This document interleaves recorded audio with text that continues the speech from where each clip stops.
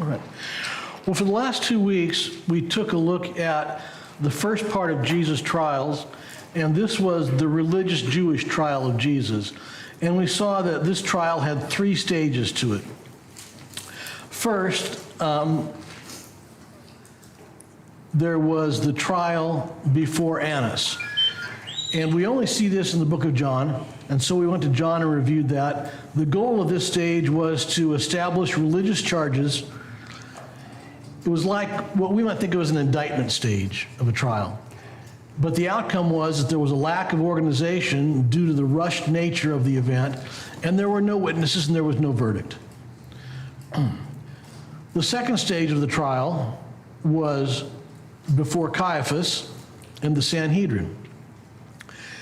And we took a look at this in Matthew. All of the Gospels mentioned it, but Matthew had the most extensive piece on this.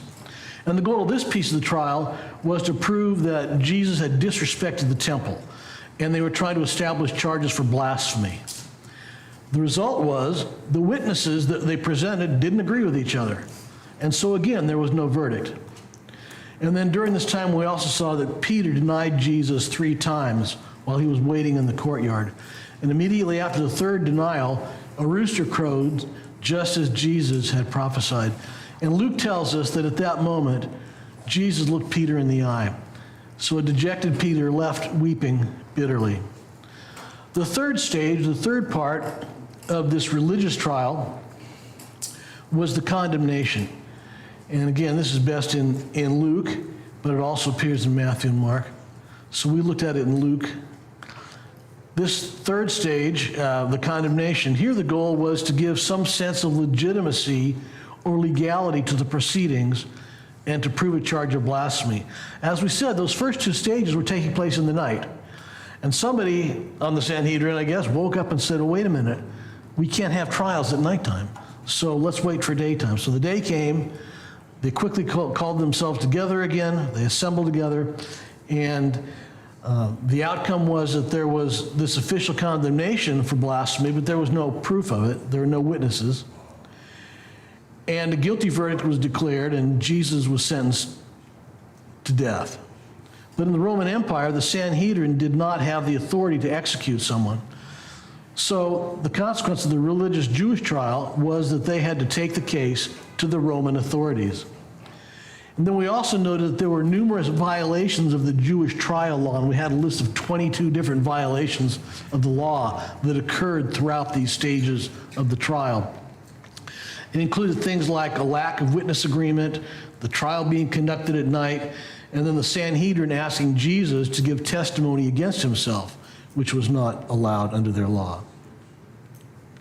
So tonight we come to the second part, which is the civil Roman trial. And again, there are 3 parts to that as well. So let's take a look at that. And that's in Luke 23. And we're going to take verses 1 through 25 and cover this whole piece of the trial and its results. So as I read that, if you would just jot down any important words or phrases, we'll write them down later and consider them as we go forward. Luke 23, verse 1. Then the whole company of them arose and brought him before Pilate. And they began to accuse him, saying, we found this man misleading our nation and forbidding us to give tribute to Caesar, and saying that he himself is Christ, a king. And Pilate asked him, are you the king of the Jews? And he answered him, you have said so. Then Pilate said to the chief priests and the crowds, I find no guilt in this man. But they were urgent, saying, he stirs up the people, teaching throughout all Judea, from Galilee even to this place. When Pilate heard this, he asked whether the man was a Galilean. And when he learned that he belonged to Herod's jurisdiction, he sent him over to Herod, who was himself in Jerusalem at that time. When Herod saw Jesus, he was very glad, for he had long desired to see him, because he had heard about him, and he was hoping to see some sign done by him. So he questioned him at length, but he made no answer. The chief priests and the scribes stood by, vehemently accusing him. And Herod and his soldiers treated him with contempt and mocked him. Then, arraying him in splendid clothing, he sent him back to Pilate. And Herod and Pilate became friends with each other that very day. For before this, they had been at enmity with each other.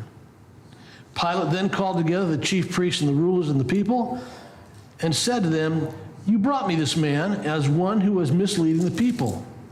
And after examining him before you, behold, I did not find this man guilty of any of your charges against him.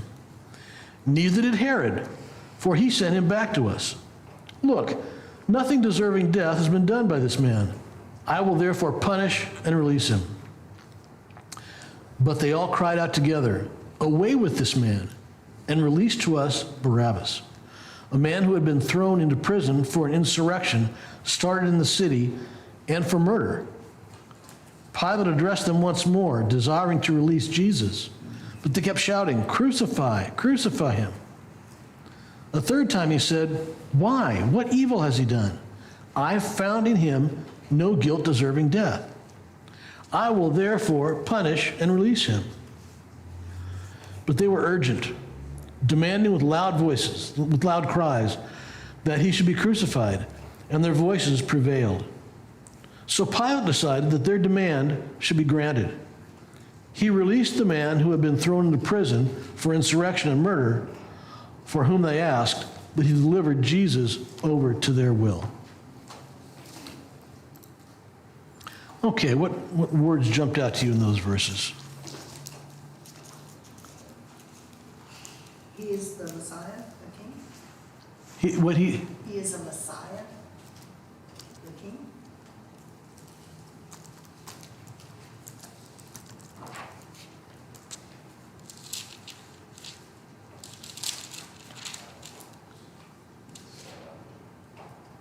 The whole company cried, and then it said all cried out together.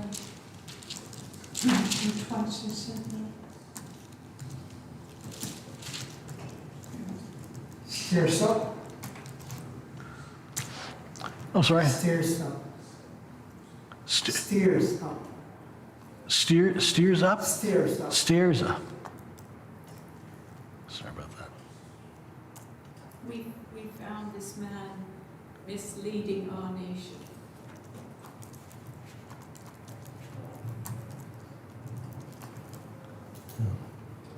I don't see the words or phrase, but I always get the feeling of hurry up and wait.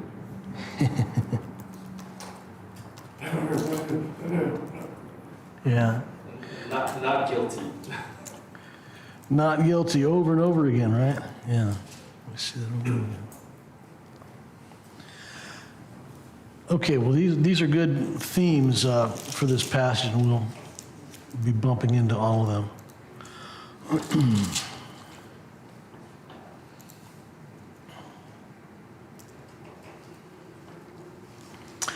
Okay, so after this Jewish religious trial took place, the civil Roman trial takes place with its 3 stages. And the first stage was the trial before Pilate. And it's in all the Gospels, but we're going to take a look, obviously, here in Luke and look at these verses 1 through 5. The goal of this stage of the trial was to establish a case punishable by death in the eyes of Rome. So the Sanhedrin decided, well, they're going to charge Jesus and try him for sedition. The outcome, of course, again, was a declaration of innocence. Well, let's make one brief footnote here before we go on. We've said a number of times that the Jews were not allowed to carry out their own executions. Only Rome could exercise capital punishment. Now, we can't say definitively when Rome made this ruling, but there is a collection of Jewish teachings that we refer to as the Talmud. And the Talmud states, 40 years before the destruction of the temple, the Sanhedrin were exiled. They did not try capital charges. Well, the temple was destroyed in 70 AD. So 40 years before that would be 30 AD. And that might have been just the very year that Jesus was crucified. If not, it was within a year or two of it. So this change in the fact that the Jews could not conduct their own executions was a fairly recent one. So again, our message here is that God has control over every detail of the flow of history. It's in His hands. Well, we've talked about the 22 provisions of the Jewish law and procedures that were violated during the religious trial. But as far as the Romans concerned, there were only two things that were important to them. First was the trial had to be public. And the civil trial that follows would be very public. In fact, maybe more public than Pilate would have liked. And secondly, as far as the Romans were concerned, the trial had to begin with the accuser presenting formal charges of a crime that was punishable under Roman law. The rest of the things in that list were largely a matter of Jewish procedure, and Rome didn't care about them so much. Well, when we studied Judas's arrangement with the Jewish leaders to betray Jesus in Luke 22, we said that the Jews needed Jesus to do three things for them. First, they needed Jesus to identify a place for the arrest. Well, he successfully did that. He found a place, a quiet place that was removed, and a time when they could arrest Jesus.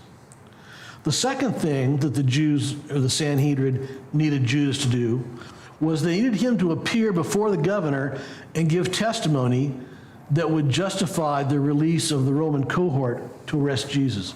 Because the governor wasn't just going to automatically take it on their whim and release the Roman cohort to go and arrest Jesus. So they needed Judas to step up and give that testimony. And apparently he did that because the troops were released and Jesus was arrested in the garden. So Judas made good on this piece of the assignment.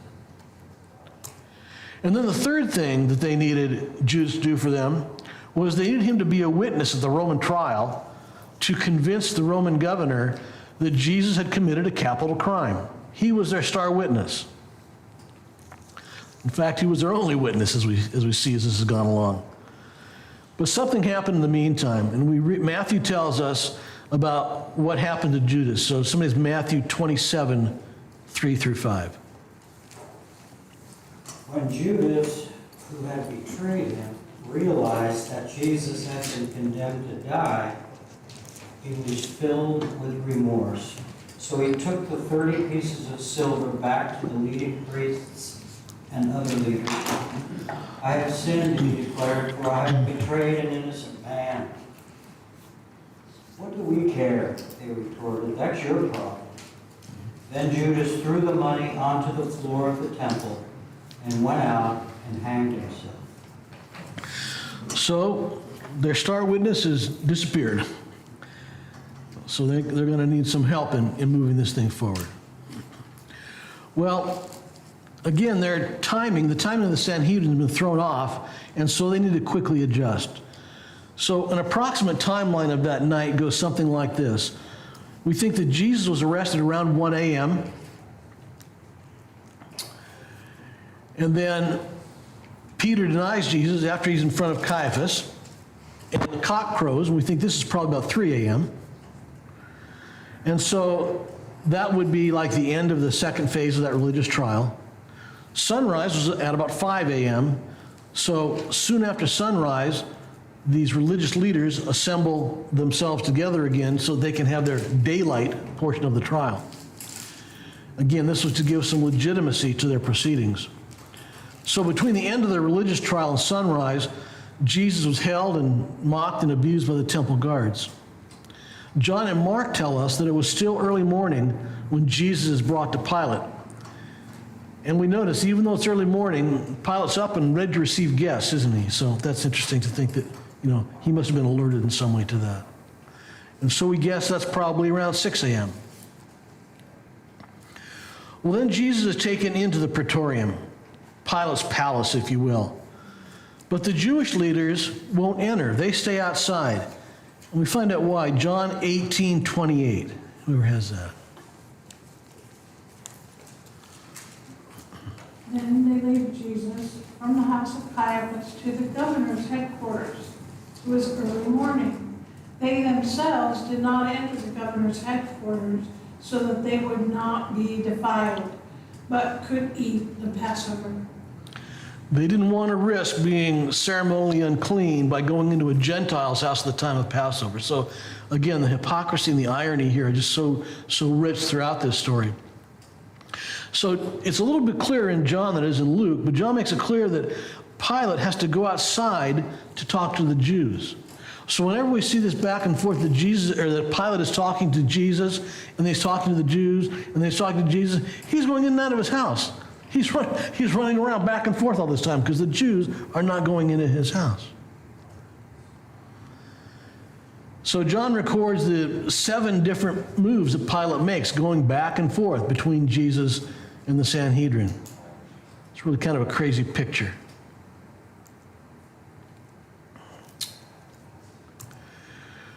Well, even though we have a number of historians, including Philo and Josephus and Tacitus, who make mention of Pilate, a lot of people doubted that Pilate even existed. They thought he was just something made up in the Bible. In June of 1961, around Caesarea, they uncovered this stone. They call it the Pilate stone because it's got Pilate's name on it. Up at the top it says Tiberius, and below that we have Pontius Pilate. And here's another view of it. This is an image that was made of it, and you can see that there's some writing out to the side to kind of complete what's there. So it's some kind of a tribute to Tiberius, the emperor, from Pontius Pilate, and we see his name right there in that stone. So we have historical evidence that Pilate was a real person, even though for many, many years some denied that.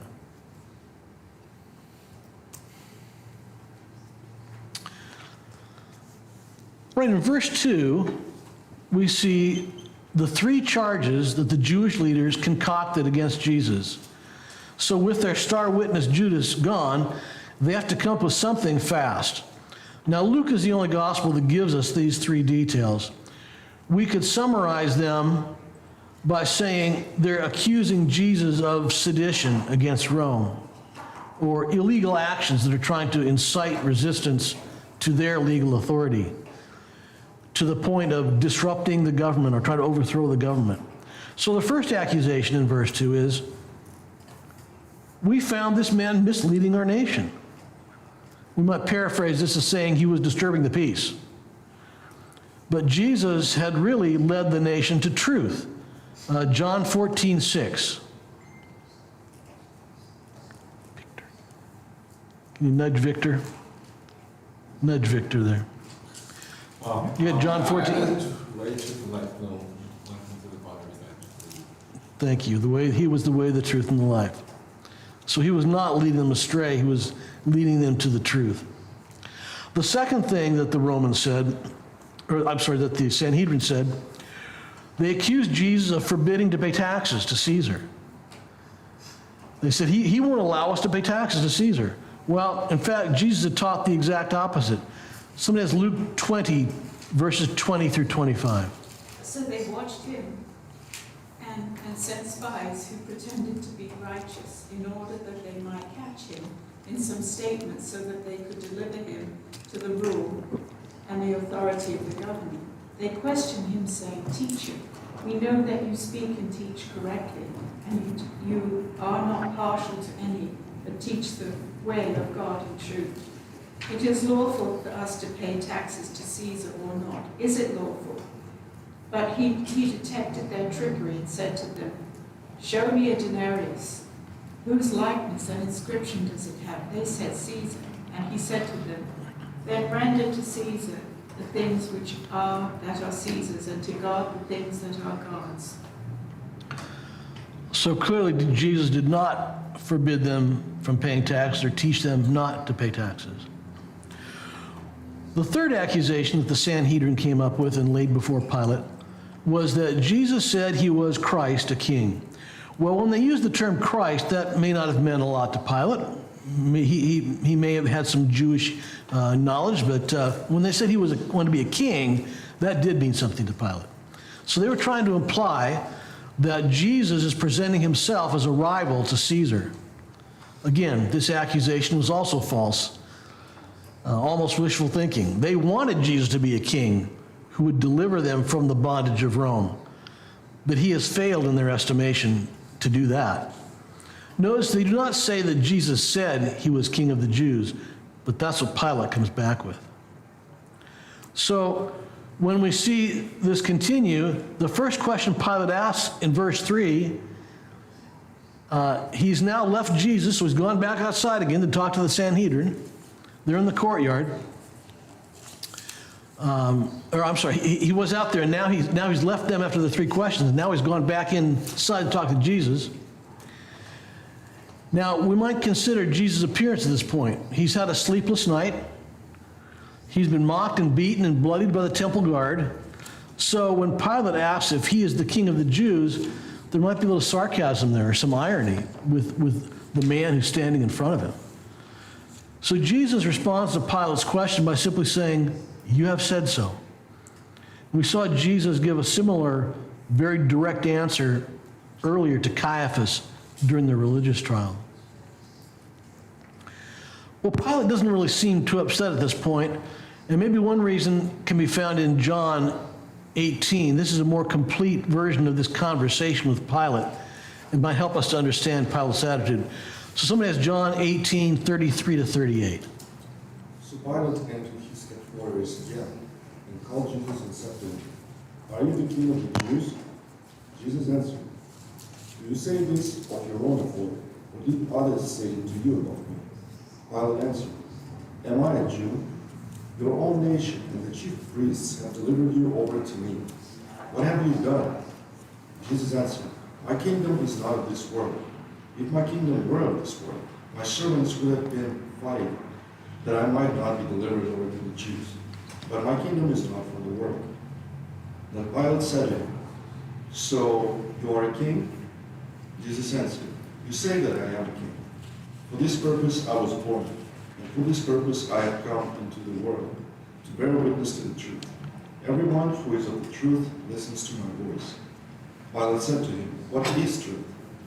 After he said this, he went back outside, and the Jews had told him, "I find no guilt in him." So this Jesus standing before Pilate doesn't look like much of a king, and then he told Pilate that his kingdom was not of this world.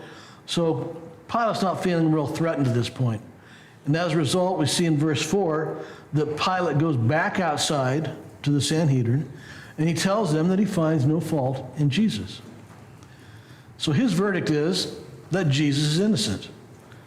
They attempt to try and convict Jesus of the capital crime. Their attempt to convict him of sedition has failed because Pilate has said he's innocent. Well, the Jews continue to object in verse 5. And they point out that Jesus has stirred up people throughout Judea and even up into Galilee, which was, of course, where Jesus was from. Well, that gave Pilate a great idea. He knew what his next move was going to be. Herod Antipas had jurisdiction over Galilee. And at the time of the festival or the Passover feast, he was in Jerusalem. He was there to help maintain order. So this second stage of the Roman civil trial is going to take place before Herod Antipas. And again, Luke is the only gospel writer that gives us this story. So that is in Luke 23, 6 through 12. The goal here was the same as the first stage of the civil trial. They're trying to establish a charge of sedition against Rome. And again, the outcome is going to be, as we'll see, a declaration of innocence. Well, let's talk a little bit about the Herods. They were quite a family. This Herod Antipas, was the son of Herod the Great. Now, Herod the Great was the one who was alive at the time of Jesus' birth. He was the one who talked to the Magi and told them to go and find Jesus for him. And then he was also the one that ordered the slaughter of the innocents. Herod Antipas, this guy that Jesus is in front of right now, is the one who had ordered the beheading of John the Baptist. So he had this confrontation with the Baptist and had heard about Jesus through him. And if you'll recall that story, how the girl danced for him, and he said, "I'll give you anything you want," and she asked for the head of John the Baptist. Now this Herod Antipas is also the uncle of Herod Agrippa. Now, Herod Agrippa, we're going to read about later in Acts, he was the one who killed James with a sword, and then later he spoke with Paul, if you recall that portion of Acts. Now, it's also interesting to remember these Herods, this Herod family, they were Idumeans or Edomites. In other words, they're descendants of Esau. So it's no surprise that we see this ongoing opposition of the Herod family, descendants of Esau, to Christ and his followers. Verse 8 tells us that Herod has been wanting to meet Jesus for some time. And we see this also in Luke 9, 7 through 9. Now Herod the Tetrarch heard about all that was happening, and he was perplexed, because it was said by some that John had been raised from the dead, by some that Elijah had appeared, and by others that one of the prophets of old had risen. Herod said, John I beheaded, but who is this about whom I hear such things? And he sought to see him. So John was probably killed about a year before this time we're at right now with Jesus. And so Herod knew of John. Then he heard this rumor that John had maybe been resurrected. And so he was very interested in seeing Jesus. And he had heard about the different miracles that Jesus had worked. He was hoping to see Jesus do a miracle in his presence. But Jesus remained silent.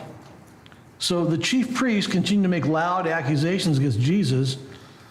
We see that Herod and the soldiers mocked Jesus, and they dressed him in splendid garments and just made fun of him.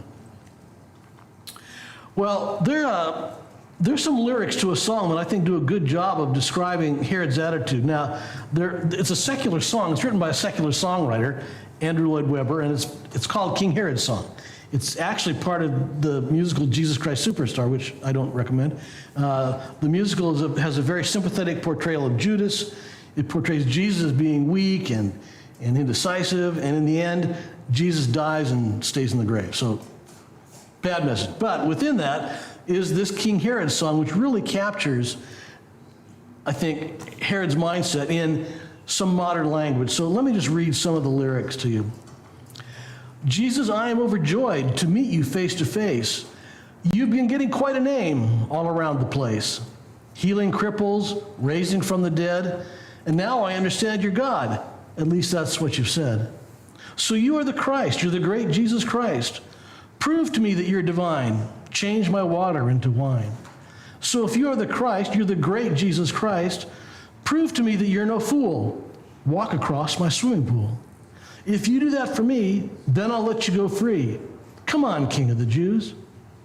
So if you're the Christ, yes, the great Jesus Christ, feed my household with this bread. You can do it on your head. Or has something gone wrong? Why do you take so long? Come on, King of the Jews. So I've always thought that even though I don't recommend that musical, that song just really captured, what Herod is like here. He wants to see a magic trick, and he calls Jesus to do a magic trick for him. And then he just ends up mocking Jesus, and he sends him back to Pilate. Well, verse 12 tells us that Pilate and Herod became friends that day. And so there's some background here. That animosity between Herod and Pilate has been brewing for years. When Pilate was first appointed to the position of procurator in Judea, he ordered that his legions carry banners into Jerusalem, and these banners had Caesar's image on it. Well, that was a violation of the second commandment for the Jews. There was this image there, and they were not to worship any graven images. Herod was a little more in tune with the Jewish law and customs. Arnold Fruchtenbaum says that he was a nominal convert to Judaism. I don't know how you're a nominal convert, but he uses that phrase. I guess he had some passing acquaintance with them. He understands what an affront these images were to the Jews, and he told Pilate to take them down. And Pilate wouldn't do it. So then Herod wrote a letter of complaint to the Roman Senate. And then the Senate sent back word and ordered Pilate to take the banners down. So Herod and Pilate became enemies over this event, among others, but that kind of kicked it off. But now, when Pilate sends Jesus to Herod, and then Herod sends him back, it's as though they're each recognizing their mutual authority. There's some respect restored, and they became friends at that time at Jesus' expense. The second stage of the civil trial tried to establish a charge of sedition. Oh, yeah. I'm sorry. Sorry, go I ahead. don't want to interrupt your flow. Go. When I look at this, the said when, he sent Jesus back kind of in a mockery of a king's dress and everything like that.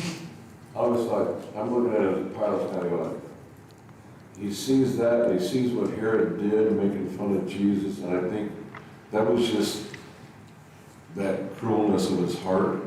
Saying, oh, look what he did. And kind of appreciated the mockery of Jesus. And doing that, he kind of appreciated that. He got a little laugh out of it. So I think that, in my opinion, that kind of helped spurn the friendship. They probably got together. Oh, that was funny. Look what you did to Jesus. Yeah. Those kind of things. Yeah. Anyway, that's the feel I've always got. Yeah. Correct me if I'm wrong here. No, I think that could well be. We don't really have any evidence, but, It doesn't say much more, so right, right. You're probably coloring within the lines. I thank you. The colors might be off, but you're coloring the lines. Yeah. I don't know the color. I mean, Didn't right they now, become friends expressly so that they could do that together, to execute him? Like the enemy of my enemy, my friend, sort of thing. Yeah. They both, They hated each Hated other, Jesus, so but we could they get became together for friends. this. They could agree on their hatred of Jesus, Yeah, yeah. they could come together for something. Especially going back, I'm sorry, especially going back to what you said, Herod got him in trouble. But now Herod's kind of giving him a little happiness. All right, he's cool. He's Yeah, cool. yeah. sounds like the politics now. Friend somebody to be able to win. You friend your former enemy so you can win. So this is a Politicians have always been politicians, like it's, yeah, we still it hasn't changed. That game has not changed. Human nature hasn't changed. Yeah. So then this second stage of the civil trial was trying to establish a charge of sedition against Rome, but again, Herod renders a verdict of innocence. We'll see that more specifically in a couple of verses, but by sending him back, he's not found any guilt in Jesus. And Luke specifically points that out in a few verses. Well, let's consider what Herod's attitude and what Herod's done here. So let me ask a couple of questions for you to maybe make some comments on. Why do some people say that they would believe if only they could see a sign or see a miracle? And then when you hear that, how do you respond to that kind of a comment? I have a way of saying something to somebody about that. Yeah. And I say to them, look at you. Look at you. There's nobody like you with your eyes, your hair color, your beautiful personality. And they're like taken aback, because I believe that's true. And they're like, wow.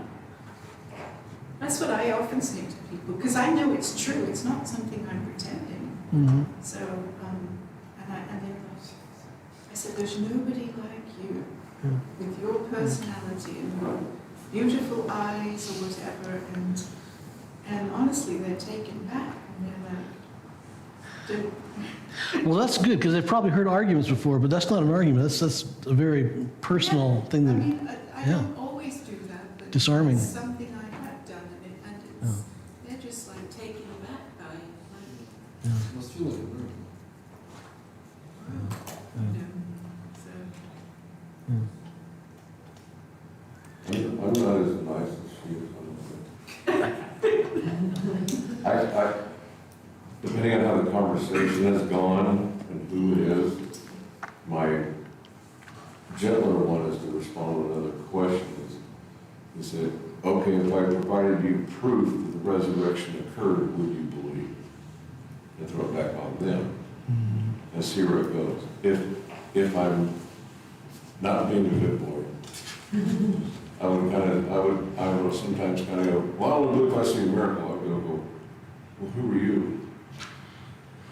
Why? Why does God need to show you a miracle? We have this in the scripture. Why are you better than anybody in the scripture? But that's me. I don't recommend that. It's just me. Okay, so what's the confessions of miracles? The nature of unbelief is to be unbelieving. It's chicken and egg questions. You think you need a sign to believe, but belief is. It's not faith then. They already believe. They probably, well, not probably, but everybody believes in all kinds of unsubstantiated things all the time. You already have a heart of faith, whether you believe everything came from nothing or a big bang like that. That's a belief. It just what they mean by that is some hyper real event where something pops into existence right in front of them.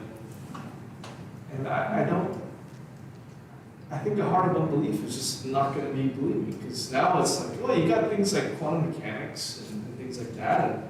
And, I think an unbelieving heart's going to try to prove something related to, particles coming into and out of existence cross-dimensionally before they'll say, well, no, that was just a legit miracle. So I think an unbelieving heart's an unbelieving heart, no matter what kind of science is exposed to. At the same time, what did Jesus say? I did these things in your midst. For what good act are you doing? Are you arresting me for? They do that. If you don't believe the testament, believe the miracles. Lazarus with raising the dead, the guy who was blind was brought up in front of him. The people today are still saying. If they didn't believe here, why would they believe now?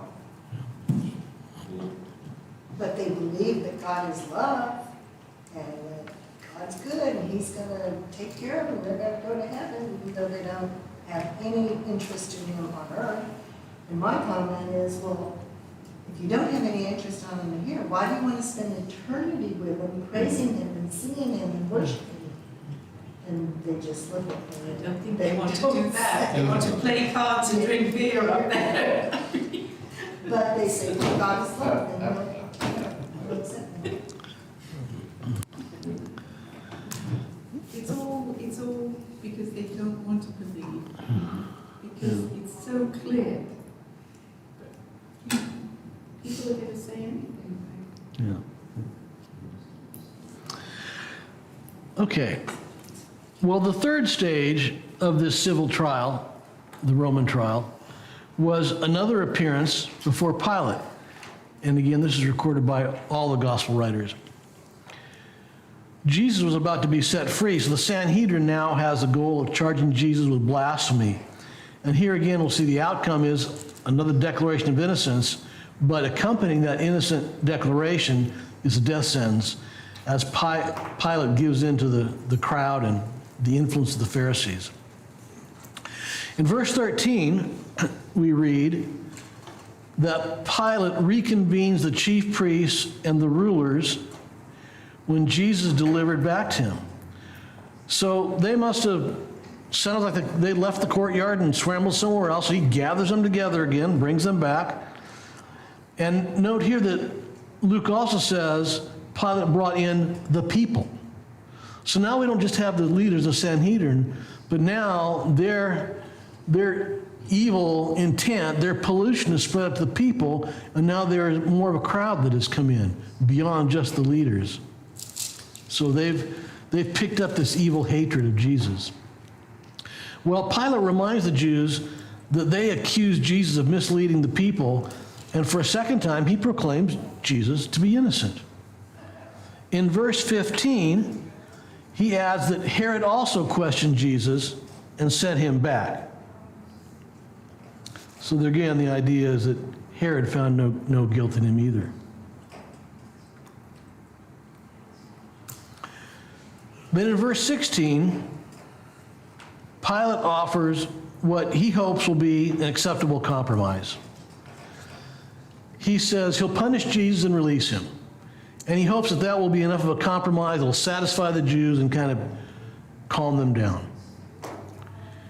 Now, you'll notice, maybe in your Bible, most modern versions don't have a verse 17 there, so you go right from verse 16 to verse 17. That's because the King James included a verse 17, but many of the best older manuscripts omit that verse 17. And it simply says, now he was obliged, now he, that is Pilate, now he was obliged to release to them at the feast one prisoner. And so we think that probably scribes add that in as a little bit of explanation for what's going to follow next. But other gospel writers, Matthew and Mark, do include notes like that, so we know that that was the case. So there was this custom that Pilate had to, at the Passover, to release a prisoner back to the Jews. So Pilate believed that given a choice between this murderer, Barabbas, and Jesus, that the crowd would certainly call for Jesus. Well, in verse 20, we see that Pilate again tries to release Jesus. So this is getting to be like the third or fourth time he's tried to release Jesus. But the Jews won't hear of it. They prefer Barabbas over Jesus. Now, Barabbas means son of Abbas, or son of the father. Abba would be father. One church father, Origen, who lived from 185 to 284 AD, so not too far from these events, he said that Barabbas also had the first name of Yeshua, or Jesus. So the Jews are crying out for the release of Jesus, the son of an earthly father, and in turn they're condemning Jesus, the son of a heavenly father. Well, we see the crowd is still unmoved by all this. They're crying out for Jesus to be crucified. And in verse 22, Pilate pleads with the crowd again. He asks, what evil has he done? And again, he proclaims his verdict of innocence. Pilate hopes this will calm the crowd down, but we see in verse 23, their bloodlust is too great. Pilate knows in his heart that Jesus is innocent and he should be released, but he's fearful of the crowd. Judea has been a difficult province. It's been a tough assignment for him, and all along it's been a tough province for Rome to control. And there have been some questions about Pilate's abilities. So this is no time for him to have an uprising. So he can't afford to have anything kick up right now. Well, at the end of verse 22, Pilate again proposes his compromise solution. He's going to punish Jesus. Now, the punishment that he has in mind here is a scourging. Now, the Gospels don't give us details about this, but we know from history, we know from historical records something about the Jewish and the Roman practices around scourging. So a person would be tied to a pole and whipped on the back. Now, the Jews used a whip similar to the one in this picture, several short leather strands, and the only part of the body that was beaten was the back. It was excruciatingly painful, but it wasn't deadly. In fact, Paul suffered the Jewish version of this punishment 5 times and survived. We have that in 2 Corinthians 11:24. 5 times I received from the Jews the 40 lashes, minus 1. The Jews put a limit on the number of times a person could be struck. So that's why Paul makes this reference to 40 times less 1. The reason they did this was stated first if we look at Deuteronomy 25, verse 3. But never give more than 40 lashes. More than 40 lashes would publicly humiliate your neighbor. So some of the Jewish scribes that were rewriting the scriptures, or were copying the scriptures, they noted that, and they asked the question, well, what if the lashing was miscounted and 41 lashes were given? That would break the law. Well, they didn't want anybody to break the law, so they adopted the practice of having a maximum of 40 lashes less 1. So this isn't out of any kind of compassion for the victim, but rather is to provide some level of protection for the one doing the whipping, that he wouldn't break the law. Seems kind of backwards, doesn't it? Well, so that was the Jewish practice. The Romans had a little different approach. And this is what Jesus would have endured. They used a longer whip. And with this whip, there were sharp pieces of glass or bone that were embedded into it or were tied onto the end of the whip. And so when the whip was thrown, it would be thrown at the back, but that longer part would actually wrap around the body, and those jagged edges of glass or bone would catch in the chest or in the face, and as they withdrew it, it would tear the flesh, and it would cut open, and after just a few lashes, the muscle would be exposed. And the Romans had no limit on the number of lashes that could be given. So then Mark and John give us another detail that we're very familiar with. Luke leaves it out. The soldiers made a crown of thorns and they pushed it down onto Jesus' head. So when we see some artwork, we'll take a look at some in a minute, but when we see artwork of Jesus who's kind of bowed over and he's got a little blood trickling down one side of his face, that doesn't capture the horror of what happened here. The beatings were so severe that it was said that typically a family could not recognize the victim because his face had become a pulpy mess, and the flesh on their bodies was ripped away. This was prophesied that the Messiah would face this. Somebody has Isaiah 52, 13 to 15. See, my servant will act wisely. He will be raised and lifted up and highly exalted. Just as there were many who were appalled at him, his appearance was so disfigured beyond that of any man, and his form marred beyond human likeness. So will he sprinkle many nations, and kings will shut their mouths because of him. For what they were not told, they will see, and what they have not heard, they will understand. So Jesus had to endure this terrible beating to fulfill the prophecy. Well, back in Luke in verse 23, we read that the crowd is not satisfied with this option that Pilate is putting forward. They're not going to accept his compromise. They sense that Pilate is weak and so they urgently demand crucifixion. And Pilate knows he's on thin ice with Rome. He can't have a rebellion right now, so he caves into the demands of the Jews. Verse 24 says he decided that their demands should be granted. Note that Pilate has not rendered a guilty verdict here, nor does he issue a sentence of death. He gives in to the demands of the crowd. He releases Barabbas and delivers Jesus over to their will. So this completes the third stage of the Roman trial. The Roman goal was to set Jesus free. The Jewish goal was to come up with a charge of blasphemy and sedition. The outcome and the verdict were a declaration of innocence, but with a death sentence accompanying it. So with these trials complete, Jesus moves on to Calvary. Well, there's a number of pieces of art that try to capture some of this. And this particular one is by Tintoretto. It's in a building in Venice. It's called Ecce Homo, which is Latin for behold the man, the words that Pilate utters. And we see Jesus with the cloth behind him, and then on the right side of the painting in the red outfit, that's supposed to be Pilate. And so we see Christ's agony here, but again, as we said, it was much, much worse than this. But the interesting thing here is that this is different than a lot of other paintings about Christ before Pilate. Because in most of the other paintings of Christ before Pilate, you'll see that there's one or more, sometimes an angry mob of Jews around, raising their fists and shouting.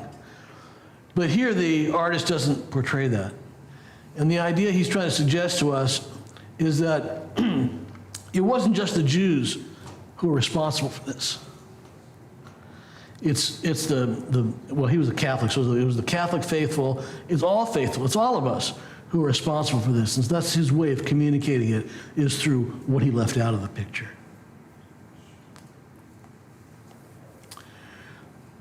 Well, then let's wrap up with a couple of questions. What do we learn about God from this passage?